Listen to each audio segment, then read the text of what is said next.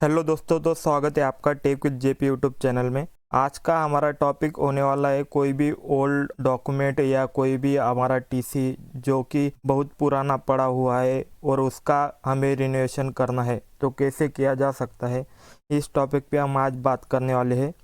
अगर आप हमारे चैनल पे पहली बार आए हैं तो हमारा यूट्यूब चैनल सब्सक्राइब कर लीजिए।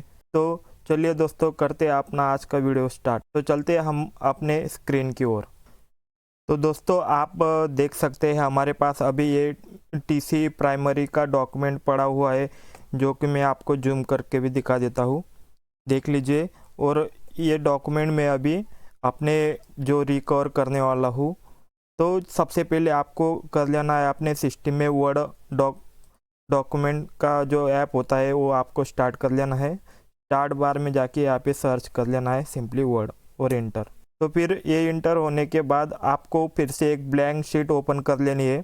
तो मैं भी सिंपली ऐसा ब्लैंक शीट एक ओपन कर लेता हूँ। फिर आपको चले जाना है इंसर्ट पे।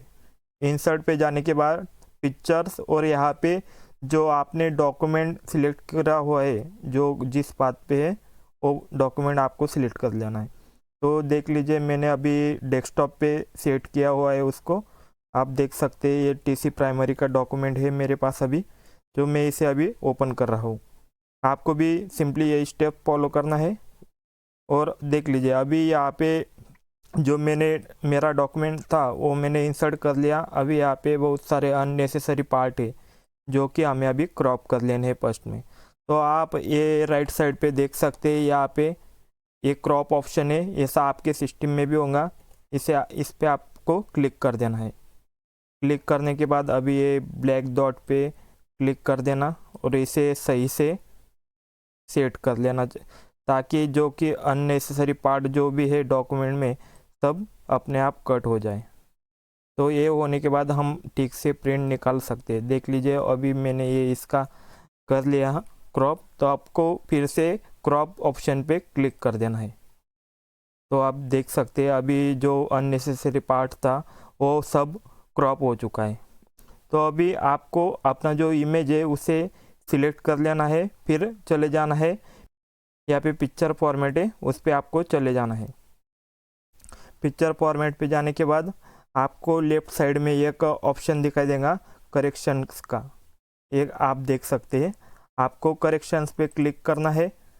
फिर क्लिक करने के बाद यहाँ पे लास्ट में पिक्चर करेक्शंस ऑप्शन ऐसा नाम का ऑप्शन आएगा, उस पर आपको क्लिक कर देना है। फिर आपके सामने एक शार्पनेस, ब्राइटनेस और ये जो कॉन्ट्रैक्ट वाला पार्ट है वो आपको ओपन हो जाएगा। तो फिर आपको भी ऐसा ही सेट कर लेना है। अभी मैं पिक्चर पे चला जाता हूँ। फिर अपने इमेज के हिसाब से इस पे यहाँ पे देखो, मैं अभी 60% डाल देता हूँ। तो अभी ये मेरे इमेज में शार्पनेस आ गई। फिर ब्राइटनेस में मैं अभी 50% ले लेता हूँ। तो देख सकते हैं आप।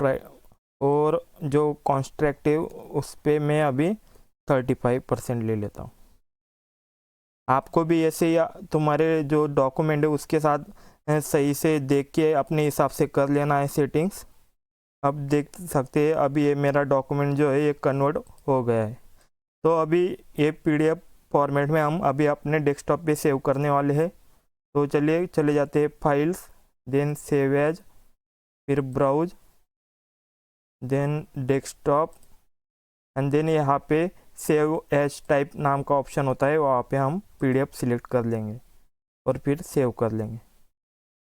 तो देख सकते हैं आज हमारा जो डॉक्यूमेंट था वो पीडीएफ फॉर्मेट में डेस्कटॉप पे सेव हो गया है।